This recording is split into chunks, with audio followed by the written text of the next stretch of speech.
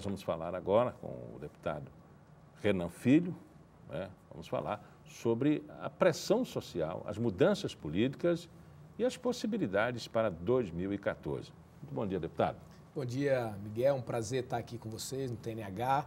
Uma satisfação imensa e estou aqui à sua disposição para que a gente possa conversar um pouco sobre Alagoas, sobre os problemas do nosso estado, sobre as soluções que nós estamos defendendo em Brasília e sobre a conjuntura política também, como você colocou. E, deputado, um político alagoano sempre se destacou no cenário nacional, visto os nomes que já foram tão mencionados e que habitam nos nossos lares através dos veículos de comunicação e das redes sociais também.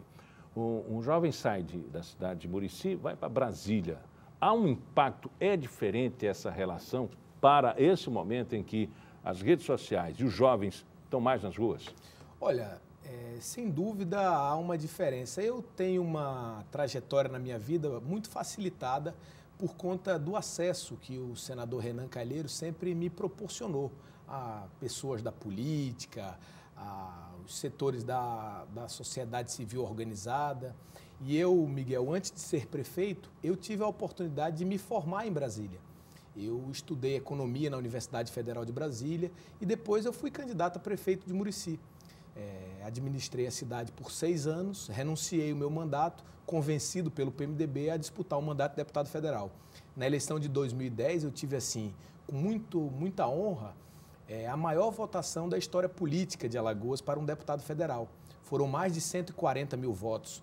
Eu fui, assim, o 15º deputado federal mais votado da Câmara, de forma que tudo isso me dá uma responsabilidade muito grande. Mas eu te digo que eu não senti dificuldade em Brasília. Eu fui muito bem recebido. O PMDB é um grande partido que tem muito acesso ao governo federal. Essa parceria do PMDB com a presidente Dilma e com o ex-presidente Lula, ela facilita muito para a gente aqui de Alagoas. Alagoas tem recebido muitos recursos federais e eu acho assim que toda a bancada federal de Alagoas cumpre um bom papel. E eu tenho procurado cumprir o meu papel em Brasília, que é viabilizar recursos para os municípios alagoanos. Como ex-prefeito, eu tenho também uma atitude uma direção municipalista, no sentido de garantir autonomia para as pequenas cidades, que aqui em Alagoas, como você sabe, os nossos municípios são ainda mais carentes do que os municípios do Brasil, que já são também muito carentes. Nós temos recebido diversos políticos e eu sempre pergunto se essa pressão social, essa ebulição vinda tanto da geração Y e dos mascarados que estão nas ruas, jovens, como o senhor também, essa pressão, ela é exercida socialmente e ela resvala e chega a Brasília, chega ao político mesmo? Sem dúvida. Eu acho que essa pressão nada mais é do que a vontade da população, Miguel, de melhorar a sua vida. Logicamente, há excessos. Por exemplo, black blocs que quebram os centros das cidades, que impedem que as pessoas convivam socialmente nos centros das grandes cidades de forma harmônica, isso não é correto. Mas cobrar melhorias é fundamental. Todos nós esperamos por melhorias. Veja você, Miguel, só para fazer uma análise com o mundo, no mundo inteiro as grandes manifestações, elas acontecem por restrição de direitos. É assim no Oriente Médio, onde as pessoas não têm direito à liberdade de expressão, ao direito de ir e vir, a expressar a sua preferência religiosa. É assim também na Primavera Árabe, em alguns países onde as pessoas não têm direitos democráticos básicos garantidos. É assim na Grécia, onde os funcionários públicos perderam seus empregos por conta da crise econômica, ou os aposentados tiveram de ter redução salarial. Então, nesses casos, as crises, as mobilizações sociais, elas acontecem por restrição de direito. No Brasil não é isso. No Brasil, as pessoas querem mais direitos. As pessoas querem ter direito de ir à sua casa, ao seu trabalho, sem passar 3 horas nas ruas. As pessoas querem ter direito a ter segurança. As pessoas querem ter direito a uma educação de qualidade. As pessoas querem ter direitos que já avançaram ao longo da história do Brasil, melhoraram É inegável que o Brasil vem evoluindo, avançando, mas agora, Miguel, a gente tem que avançar mais rápido. A gente precisa trazer benefícios mais rápido. E essa é a política que as pessoas cobram. Eu tenho procurado fazer política sim, fazer a nova política, a política que dá resultado à população de forma mais célere. E esse novo que se cobra é a inversão, né, a quebra de paradigmas com relação ao pragmatismo e o programático. Né? Ideia, conceitos lógicos que advêm da própria discussão política. O que o senhor acha dessa nova tese, dessa nova teoria? Ela quebra paradigmas mesmo? Ah, sem dúvida. Eu acho que a gente precisa evoluir. Os paradigmas estão aí para serem quebrados. As novas ordens sociais acontecem assim. Aconteceu assim na Revolução Industrial, na Revolução Francesa e está acontecendo assim no Brasil também, porque o Brasil, Miguel, ele é um país de uma democracia muito jovem.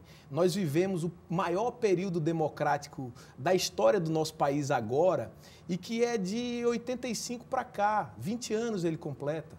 De forma que a gente é uma democracia muito jovem, precisamos quebrar paradigmas. Nós melhoramos a vida das pessoas, o Brasil melhorou a vida das pessoas. Aqui em Alagoas mesmo, nós tiramos 35% da população da pobreza e da miséria. Isso faz com que, por exemplo, o Estado foi reconhecido ontem, antes de ontem, isso é uma notícia na mídia nacional, é o Estado que mais cresceu no varejo. Foi 4,6% o crescimento do varejo desse ano com relação ao ano anterior. Mas nós somos também um estado com muitos problemas, com desemprego elevado, desemprego feminino elevado, com violência urbana a maior do país, o estado onde mais se mata jovens, negros, onde mais se mata mulheres, o segundo onde mais se mata mulheres, o estado onde mais se matam homossexuais. Onde é que se deve mudar? É na política ou na estratégia ou no pensamento, a partir do pragmatismo, de fazer mesmo? Eu acho que deve se mudar nas duas coisas. Primeiro, eu defendo muito, Miguel, que num estado pobre, olha, eu digo sempre isso por onde ando. Os municípios e os estados do Nordeste brasileiro, eles são os primos pobres. Eles não têm recursos para resolver seus próprios problemas. Os seus recursos próprios não garantem condição de resolver seus próprios problemas. Nós precisamos articular as ações do governo do estado, das prefeituras de Alagoas, as ações do governo federal, porque o governo federal tem um recurso. E isso é fundamental. Agora, no que concerne a violência especificamente, que nós estávamos tratando disso, nós precisamos também ter vontade de fazer, porque Alagoas vem numa inércia de elevação de homicídios há muitos anos. Muitos anos não há redução de homicídios. Houve o lançamento do Brasil Mais Seguro, que foi um plano em harmonia com o governo federal, mas precisa ser feito mais. Na minha opinião, precisa ser contratados mais policiais militares, precisa ampliar a capacidade elucidativa da Polícia Civil, que tem uma das menores taxas de elucidação de crime do Brasil, portanto, a impunidade é um componente fundamental para que a violência em Alagoas avance a cada dia. Nós precisamos melhorar na parte técnica, não há perícia em Alagoas, o nosso IML, você conhece as condições. Portanto, assim, em muitas áreas precisa se avançar. Tem outros problemas, porque o Estado tem dificuldades de contratação, vive no teto da lei de responsabilidade fiscal, por isso a gente precisa articular essa política com a política do governo federal para buscar soluções no sentido de renegociar a dívida do Estado, de ter soluções pontuais em determinados casos de violência urbana extrema, como nós estamos vivendo em Maceió, em Arapiraca, em União dos Palmares, nas grandes cidades. Na minha pacata Murici, cidade onde eu fui prefeito, as pessoas estão com medo de andar na rua. Então, isso é uma coisa que nós não podemos admitir. Isso me incomoda, isso me indigna. E eu acho assim que na política, quem perde a capacidade de indignação tem que ir para casa. Porque se você não estiver indignado com o que está acontecendo, as coisas não vão melhorar. Você tem que fazer o possível para que as coisas possam melhorar. O governo federal recebe a crítica de ser centralizador e de ter os recursos. E isso impede os municípios até mesmo de ter um âmbito administrativo mais ampliado. Sem dúvida. Né? Na questão econômica, fica preso aos impostos, a taxas e todas repassadas ao governo federal, né? E vai recebendo de pires na mão. Com relação à economia do Estado, nós temos uma vocação açucareira, sucroenergética, né? O senhor defende um tratamento diferenciado, já que nossas condições de produção são bem diferentes. Perdemos, inclusive, a liderança de produção para o Paraná, São Paulo. Perdemos. É verdade. Alagoas ainda é um grande produtor no Nordeste, mas a sua importância para o país ela está sendo ano a ano reduzida e com as quebras de safra, a última seca, por exemplo, reduziu 40% a safra de cana em Alagoas, que foi assim uma situação muito drástica. Mas eu digo, viu, Miguel, eu queria concordar contigo, dizer que o governo federal é sim paternalista, arrecada a maior parte dos recursos, desde a Constituição de 88 para cá, ao invés de descentralizar recursos, a exemplo do que ele fez com as políticas públicas, porque no início da década de 90, os municípios não faziam educação, não faziam saúde, não faziam assistência social, não tinham guardas municipais, não tinham uma série de serviços que hoje são feitos, entretanto, a arrecadação proporcional caiu. Os municípios em 88 arrecadavam próximo de 19% do bolo da arrecadação nacional e hoje arrecada próximo de 14%. O que significa dizer que o governo federal descentralizou responsabilidade e concentrou recursos. Isso é muito ruim. Eu defendo em Brasília um novo pacto federativo para reordenar a arrecadação. Isso é difícil porque, como você sabe, o cobertor é curto. Para puxar para cobrir a cabeça, descobre os pés. E o governo central, federal, não quer perder recursos também. Mas nós temos assim que lutar para incentivar alguns setores. Você falou no setor sucroalcooleiro. Recentemente, nós conseguimos aprovar a subvenção, mais uma vez a subvenção para o produtor de cana no Congresso Nacional, que foram R$12 para cada tonelada de cana produzida aqui no Nordeste, na região atingida pela seca, e 20 centavos pela primeira vez na história do país, o produtor de etanol, as indústrias, as usinas vão receber 20 centavos por litro de etanol produzido. Isso é muita coisa. Isso representa 380 milhões de reais injetado diretamente no setor no Nordeste. Aqui em Alagoas, essa é a principal medida saneadora para dar competitividade ao setor sucroalcooleiro do Nordeste com relação ao restante do país. Porque, como você falou, Alagoas vem perdendo posição nacionalmente por vários motivos, pela infraestrutura, pela dificuldade logística, pela quantidade de fábricas, pelo sucateamento das fábricas antigas, mas principalmente pela produtividade da terra. Nós temos aqui dois problemas. Nós temos a terra menos produtiva por hectare, nós temos uma terra acidentada, portanto, que impede a mecanização e, por isso, o Sudeste, o Centro-Oeste e o Sul do Brasil são bem mais produtivos. Isso, a longo prazo, é muito danoso para Alagoas, porque a nossa economia, como você disse, está calcada, tem um forte pilar no setor sucroalcooleiro. Nós temos várias matrizes energéticas, eólicas, enfim, mas podemos trabalhar a partir realmente da cana e Alagoas poderia estar numa situação estratégica mundialmente, dada a sua produtividade de etanol. Isso é discutido em Brasília. Qual a sua posição com relação a essa discussão de matriz energética que envolve o mundo? O petróleo, envolve a espionagem do Canadá, dos Estados Unidos, as compras estratégicas da China para reservas de petróleo, enfim. Olha, sem dúvida, eu acho que Alagoas tem um papel fundamental. Eu acho que o setor sucroalcooleiro ele tem um caminho muito aberto mundialmente, porque a energia limpa, a energia verde, entretanto, alguns países do mundo restringem a importação para atender o mercado interno. A exemplo dos Estados Unidos, que produz um álcool de milho muito mais caro do que o nosso, mas não permite a exportação do álcool brasileiro para lá. Tarifa. E aí, com a tarifa de importação, o nosso álcool perde a competitividade, fica mais caro do que o álcool de milho, que é muito ineficiente, muito mais ineficiente que o nosso.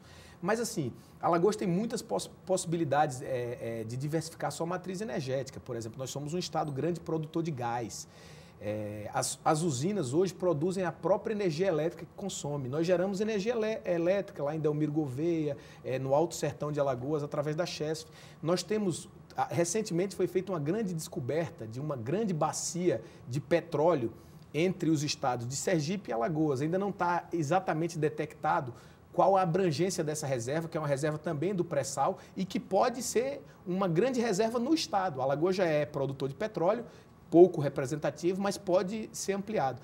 De forma que, nessa parte energética, nós temos muitas vertentes a seguir, mas a que está verdadeiramente colocada hoje, que a gente precisa incentivar, dada a diferença de competitividade com o Sul, é o setor sucroalcooleiro, porque a subvenção é justamente uma contrapartida econômica do governo federal para dar condição do setor no Nordeste competir com o Sul, principalmente em períodos de estiagem, como nós vivemos recentemente. A gente discute economia macro, pensando inclusive em outros países, em a matriz energética, E a gente, às vezes, esquece de discutir a dívida interna, social. Não no nosso caso, né? O Brasil inteiro é assim. E, às vezes, os exemplos vêm de Brasília. Por exemplo, há um peso social muito grande de municípios brasileiros que não conseguem administrar porque não tem recursos. Mesmo assim, é um município que sequer tem ruas, né? Ou diversidade econômica. E essa semana, se não me falha a memória, foi aprovado a criação de mais 180 municípios. Como foi essa votação? Esse projeto, Miguel, eu concordo com esse seu argumento que a criação de municípios inviáveis economicamente, ele pode empobrecer ainda mais o país. Tem gente que usa esse argumento como você colocou. Eu queria te pedir permissão para discordar. Dizer o seguinte, que nenhum distrito no Brasil inteiro, e aí eu sempre faço esse desafio, que era distrito e passou a ser município, gostaria de voltar a ser distrito. Por quê? Porque quando ele passa de distrito a município, ele passa a receber recursos e a população do distrito passa a cobrar ao prefeito do município e não ter que cobrar um outro local. Por exemplo, aqui em Alagoas, nós só temos um município que pode ser criado. É o município de Luziápolis, lá em Campo Alegre, que é um distrito, hoje, de 19 mil habitantes. 19 mil habitantes. Essa regra ela tem critérios técnicos muito pré-estabelecidos. Inclusive, a população local do município de Campo Alegre vai ter que ser ouvida em plebiscito e dizer que é a favor, a sua maioria, a criação do distrito. Por quê? Porque você não pode também criar um distrito que leve toda a economia do município-mãe. Então, por isso, a população como um todo será ouvida. É exemplo do que aconteceu agora no Pará. Você acompanhou o Pará, houve um plebiscito no Pará para ver se iam dividir em estado do Carajás e Pará, e a população decidiu não dividir, porque entende que o estado, de uma forma conjunta, é mais forte. Eu acho assim que, em determinados casos, podem ser criados municípios. Agora, como foi criado o município há tempos atrás, de forma desordenada, municípios com 1.500, 2.000 habitantes, tem um município em São Paulo que não chega a 1.000 habitantes. Assim, eu discordo, mas eu acho que criar um município que tem atividade econômica para receber os recursos e para que a população possa cobrar diretamente os seus representantes e não ter que pegar um ônibus para cobrar 40 quilômetros. Existem municípios no Pará que voam-se no território do município 2 horas de avião. Um município como esse é inviável de se administrar. Portanto, o Brasil é um país de dimensões continentais, de circunstâncias econômicas, sociais muito distintas, e precisa se dar o tratamento diferenciado para essas questões. No norte do país, um estado como o Acre, que é um estado muito grande, muito maior do que Alagoas, talvez mais de 3 vezes a área territorial do estado de Alagoas, só tem 22 municípios. Portanto, administrar um estado daquele tamanho com 22 municípios é quase como administrar um estado. Como é que é administrar Alagoas? Eu faço essa pergunta pensando na virtualidade do senhor ser candidato. O senhor pensa dessa maneira? Não, eu acho assim que candidatura ao governo ela não é uma vontade pessoal, ela é uma vontade política partidária. No grupo político ao qual eu faço parte, nós somos conduzidos pela orientação do senador Renan Calheiros, que é, sem dúvida, o político o mais preparado do nosso grupo para administrar o Estado, pela experiência que tem, pelo acesso que tem em Brasília. Está experimentado, eu não tenho a menor dúvida disso. Mas, assim, a gente discute muito isso internamente no partido e administrar o Estado de Alagoas, Miguel, é administrar escassez, é administrar pouco recurso, muitas dificuldades. Precisa-se, sem dúvida alguma, de parcerias, tanto entre o governo do Estado e os municípios de Alagoas para reverter os indicadores sociais que ainda nos envergonham, como, por exemplo, 30% de analfabetismo, como o estado mais violento do Brasil, mas principalmente uma parceria no âmbito federal, para que a gente possa trazer recursos dos ministérios para fazer investimentos aqui que possibilitem o Estado caminhar com suas próprias pernas. Uma das ações muito importantes é a renegociação da dívida dos estados, que nós estamos, inclusive, agora discutindo em Brasília. Portanto, independente do cenário, independente de candidaturas que não estão colocadas ainda, uma coisa é certa: quem vier administrar Alagoas vai administrar escassez e tem que, de forma criativa, com muita parceria, com também acesso político, trazer para Alagoas os recursos que o Estado precisa. E é claro que no caminho da vitória de qualquer eleição, precisa caminhar com aliados, né, com partidos que se coligam e com alianças de última hora.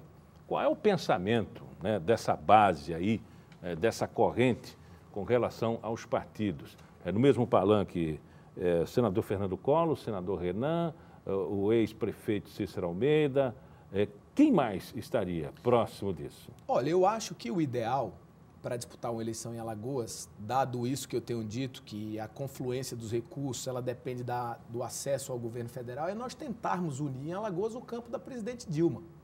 Os partidos que apoiam a reeleição da presidente Dilma... Em oposição ao atual governo, Teotônio Vilela. Naturalmente, porque o atual governo provavelmente apoiará um candidato da oposição no âmbito nacional. O que não quer dizer que excluamos possibilidades, né, Miguel? Porque política é assim, a gente tem que trabalhar o nosso campo. A gente tem feito oposição moderada, mas pontuando em algumas situações que não concordamos, mas procurando ajudar o Estado, porque Alagoas não aguenta oposição das forças políticas no dia a dia. A gente trabalha para ajudar Alagoas a avançar, mesmo tendo, em determinados pontos, posições políticas diferentes. Nas últimas eleições estivemos em palanques diferentes. Mas eu acho que unir o campo da presidente Dilma é importante, unir as forças de esquerda, as forças progressistas, aqueles que acreditam que a gente pode fazer mais do que tem sido feito nos últimos anos, mais ou menos o que a própria população de Alagoas espera e tem dito isso pelas pesquisas de opinião. Além desses nomes que eu citei, mais dois nomes, Ronaldo Lessa e Renan Filho, se colocaram à disposição para disputa majoritária? Olha, eu tenho trabalhado para ser candidato à reeleição, a deputado federal. Eu acho que esse também é um trabalho do ex-governador, ex-prefeito de Maceió, Ronaldo Lessa. O próprio ex-prefeito de Maceió, Cícero Almeida, também tem dito que está pleiteando uma vaga na Câmara Federal. O ex-senador Fernando Collor tem dito que deve ser candidato ao Senado. Isso vai ser definido lá em 2014. Agora, o que eu não tenho dúvida é que nós não estamos com escassez de bons nomes. Nós temos bons nomes para apresentar a disputa. O PMDB próprio é o partido que tem uma grande bancada na Assembleia Legislativa, foi o partido que elegeu 2 deputados federais na última eleição, é o partido que tem o maior número de prefeitos e pode apresentar um candidato ao governo, um candidato ao Senado. Isso está sendo discutido. Mas o que eu acho importante, sabe, Miguel, é que nós temos que vencer 2013 trabalhando, cada um cumprindo o seu papel, porque aí sim a população vai entender o direcionamento que nós tomarmos. Porque 2014 só vai ser resolvido mesmo em 2014. E isso é exemplo de jogo de Copa do Mundo, quando está empatado ali no 0-0 até o final, ele só vai ser decidido na prorrogação e quem sabe até nas cobranças de pênalti. Por isso, nós temos aqui agora fazer o jogo no meio de campo, organizar o time, preparar o time para o ataque. E eu digo isso utilizando essa metáfora futebolística para dizer que Alagoas precisa trabalhar, precisa cumprir o seu papel, trazer investimentos para as cidades, construir um discurso forte, propositivo, que reconheça as dificuldades do Estado, mas que apresente soluções, sem soluções mirabolantes, porque o povo alagoano e brasileiro não suporta mais messias, aquelas propostas messiânicas ou grandes obras mirabolantes. Vamos cuidar da vida das pessoas com o que elas vivem no dia a dia, apresentar soluções factíveis e que o Estado e as prefeituras possam implementar. Deputado, muito obrigado pela entrevista. Por nada, eu que agradeço. Obrigado pela oportunidade. Bom dia.